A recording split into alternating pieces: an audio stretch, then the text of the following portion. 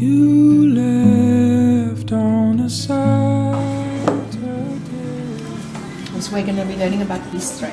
Now Bistre is an old technique where you basically just work with dark and light. And what we're going to do is we're going to work basically with black and white. Traditionally, Bistre was like a brownie color, like this kind of brownie color. And what we're going to do is we're going to make our own black by mixing Paynes grey with burnt umber, which makes a nice rich black.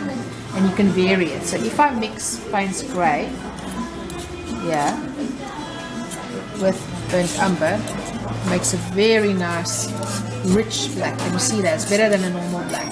And you can warm it up and cool it down as you want. So now another thing to have, which is really nice, is to have this kind of thing. Paint, what do you call this? A paint chart. From dark to light. And you can put as many darks and lights as you want. So let's say that's my darkest dark, which is that. Now I'm going to make what we call a string of color. So I take some of that color and I add white to it. So this is just a guideline to help you. So the more white you add to it, so you can either mix yourself a little clump of paint and a clump of paint and a clump of paint. So you take that again, you mix it, or you can mix a string where you just keep adding more and more and more white until you get to white is white. This is a string. You see there, it goes lighter as it goes down. Can you see there?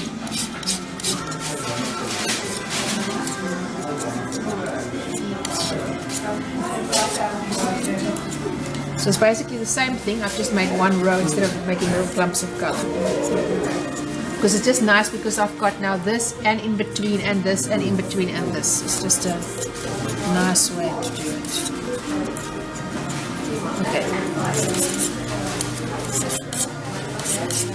And you can make it as light as you want to, like until it's almost pure white. Now what you want to do, we're working with acrylic. And it is summer now and it is hot, so what you can do is you get what we call a slow drying medium. Now basically the slow drying medium does exactly what it says. So there you've got your color chart and this is your string of color based on this. Your slow drying medium forces your paint to dry more slowly. So you just, I wouldn't put the pure slow drying medium with it because it's going to make it almost like oil. What you do is you take the slow drying medium, mix it with a bit of water, and then you'll have the color will stay wet and adhere better. Now, okay, now going back to the technique, Bistre is basically, if you can imagine, you're making a human, you're building a body. So what we do with the Bistre is we put the volume and the roundness by putting the dark and the light on. So we're building with bones and we're building with muscles, and then afterwards we do we put the color, we wash the colors over it. So basically 80% of your painting is done with this technique. So we're going to be using a soft brush. This is just a nylon brush, and I like these angle brushes because they give you a point that you can work with and they give you the flat. So you can work this way or this way. Okay, so the first thing you want to do, this is your water. The first thing you want to do, if you look at the setup here, what I've done is I've made a really sharp light, and the box is here to exclude all other light. So now what you've got a very sharp light there, you've got your dark here, a little bit of a medium light here, and you've got dark there and a little bit of light. So if you squint, if you close your eyes, or if you wear glasses, you take your glasses off, you can see it much better. Can you see? Alright, so this first thing what we're going to do is we're just going to take some of our dark color, and you can almost go and you can say to yourself, okay, I'm going to use these colors to paint that. So that is equivalent to that. That is equivalent to that. That is equivalent to, so you choose, and that here is equivalent to whatever you've got over here. Okay, so if you want to, you can do that. That just makes it easier. So the first thing to do is you can't just start painting because you're going to lose your shape. So start off by just drawing your shape back in. And I like these brushes because the best way to draw a shape is not to draw one continuous line. You want to draw short lines like that because you're going to paint over it anyway. Okay. So I'm just painting the line work in.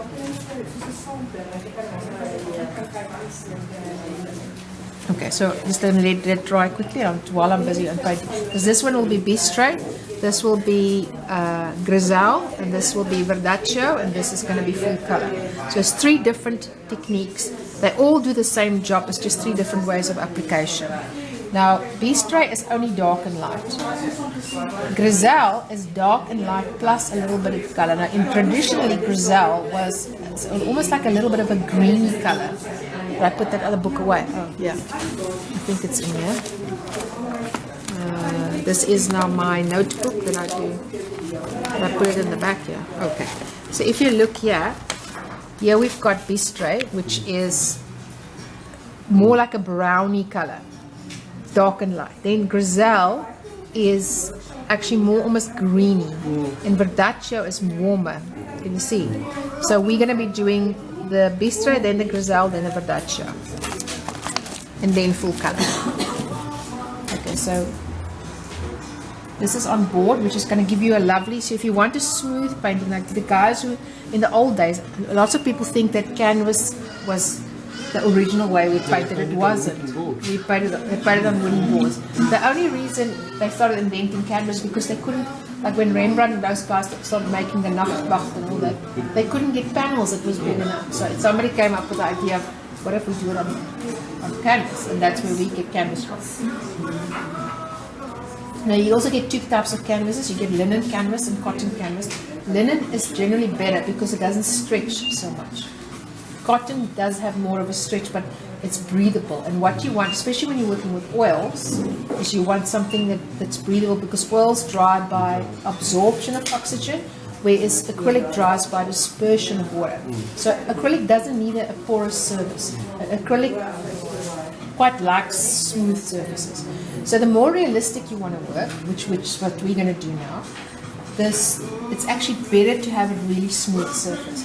If you want to go more abstract, more impressionistic, more expressionistic, it works nice on a rough surface. Okay, so the smooth surface good for realism, and also smooth brush, and also remember we have 3 positions, position 1, 2 and 3. We're going to work mostly in position 1. Okay, so I start off, I've got my line work. So now all I'm going to do is I'm just going to put a wash.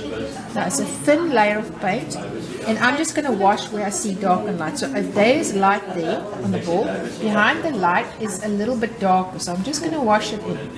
So I'm just washing. It's nice and loose. It doesn't. This is the reason why I need to wash over the. I need to paint the ball in with a darker color so that I can wash over it. There's dark here. It's nice and loose. I'm not too fussed about being perfect. That's fine. Now if I look there, there's more darkness there. Now there's another way you can do it. Give me a piece of that cloth.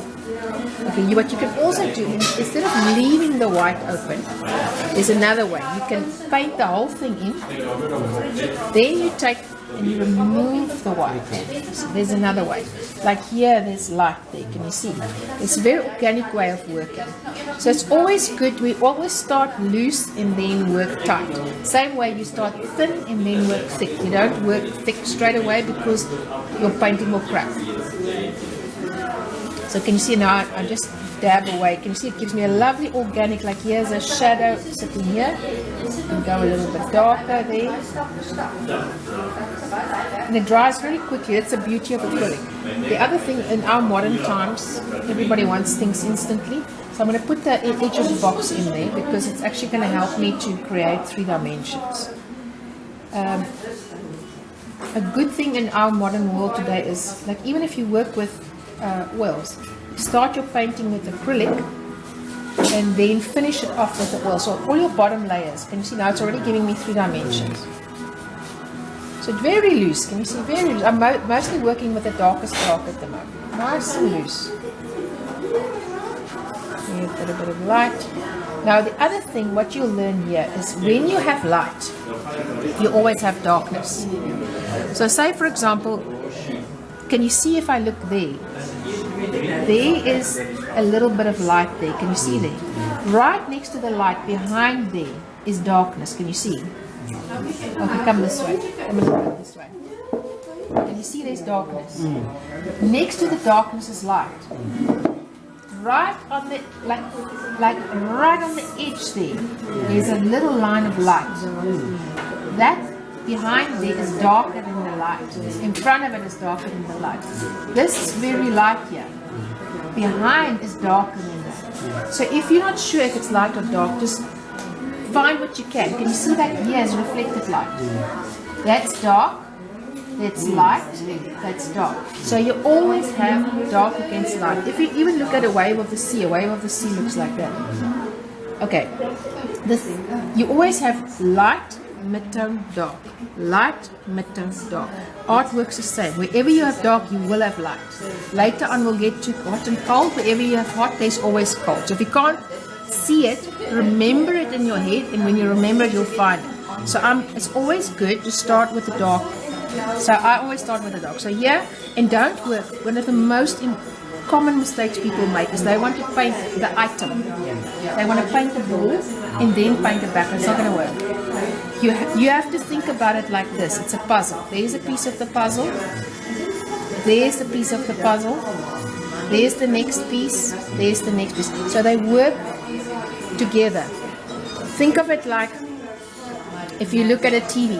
The TV, you see the whole screen, but the screen is made up out of little dots. If one of the dots are broken, the whole image is disturbed. So I can't just paint the ball and then the background. I have to paint the ball and the background. So I'm going to start here, in this area. Can you see there? I'm going to start where it's dark. It's the ball and the background and the foreground. So if I look there, that for me is dark. So it's probably pretty much sort of, I'd say, around about there. You agree? So I'm going to look at it here. It's around about there. I'm going to go a tiny bit thinner. Now this is still thin enough. If I put it there, can you see it's still it's very thin. I'm not going to take a huge clump of paint like that.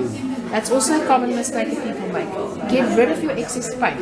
That's why we have newspaper. So you take your paint, you get rid of the excess paint until it's nice and thin, then you apply. So now I'm starting and I apply the dark. Now can you see I'm not using the brush like this. Now I'm using the flat of the brush. I'm working with the brush. Now what I also don't want you to do is I don't want left, right, left, right, left, right. Okay, that's a common mistake. What we're doing, we're hatching. Hatching is down, down, down, or we cross hatch. Across, across, across, across, across, across. But that cross hatching is going to give you the smoothest effect. Okay, so now here I've got my dark. Now I know that next to dark is light. Now I can already see, if I look at it, that section there is slightly lighter. This is lighter than that by 1 degree, so I'll go a little bit lighter. Test it. I'm testing the color next to the previous color. It's a little bit lighter. I point it down. And also, the other thing is people tend to think I must immediately see the final effect. No, you don't. You only see the final effect after 3 or 4 or 5 layers. Now I can go next to it. Now here, there's a reflected light sitting there. It's lighter than these two that I've got. It's about, I'd say, this kind of lightness in between. So now I need to put that in. So I'm going to put that in. Mix my paint nice.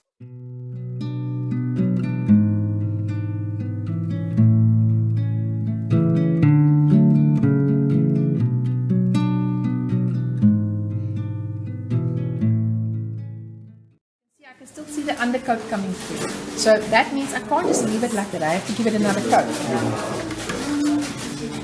Now I go back to the dark again. Dark, light, mid-tone. Dark, light, mid-tone. It's all I think about. I don't think about it's a ball. I imagine there's a piece of glass in front of me and that's a flat thing on it. Now I go back to dark. And I'm going to go dark. And I'm going to make it a little bit darker because there's like a line there where what's the name is, and I'm painting now the darkness around it. The more layers I put on, now can you see what I'm doing? I'm cross hatching. Can you see I'm doing it slowly now? Can you see? Every time I cross hatch, it crosses over the previous layer, so that in the end you get layers going this way and then you get layers going that way. So it's, and then you get another layer going this way and another, so it fills up all the spaces. That's when you get those smooth, perfect things that people like so much. Now I'm going light because I've got dark, so I'm putting my next layer of light over it.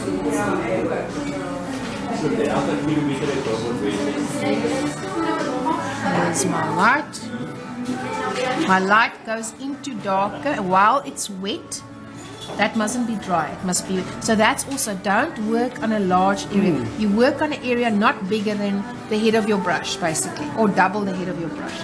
No bigger than that. Because by the time you get to the next layer, the previous layer is going to be dry, and you're not going to be able to blend it. Because what we're doing is we are blending. Now, can you see it's easy to blend?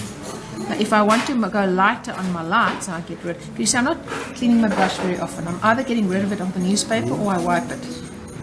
Whatever paint is left on the brush is important because it becomes a part of the painting. So now I want to go lighter on my light. So now I'm going to add, check that it's thin enough. Now here, right at the edge, that's my glasses. Right at the edge, there's more light. So that's the wet, so I can actually paint it in there while it's wet. Now slowly I'm adding a little bit more paint at a time. It's a little bit thicker now than the one I just added. Can you see here where it's blending into the other one? Can you see? Can you see? You get a perfect blend. Okay. Now this is dark but sort of mid-tony dark. Wipe my brush. Test the color.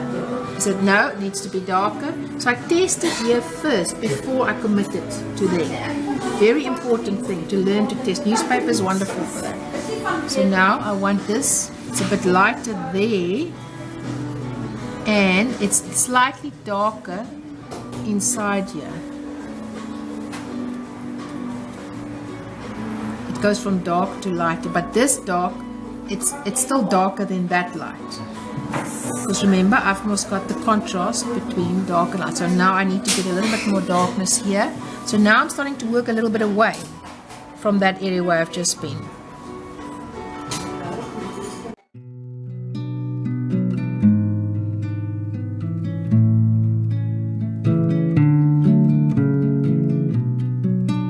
Now that works as a unit. Okay, so you get the idea. So this is Bistre, only dark and light. And remember, the most important thing is do not work this on its own. Work a small area, and you have to work this against this, then that against the next one, and that again. You have to have something there to compare the new thing with. So you compare the new color to the old color, the new color to the old color, the new color to the old color. Okay, and that's how it works. Bistre. All yours.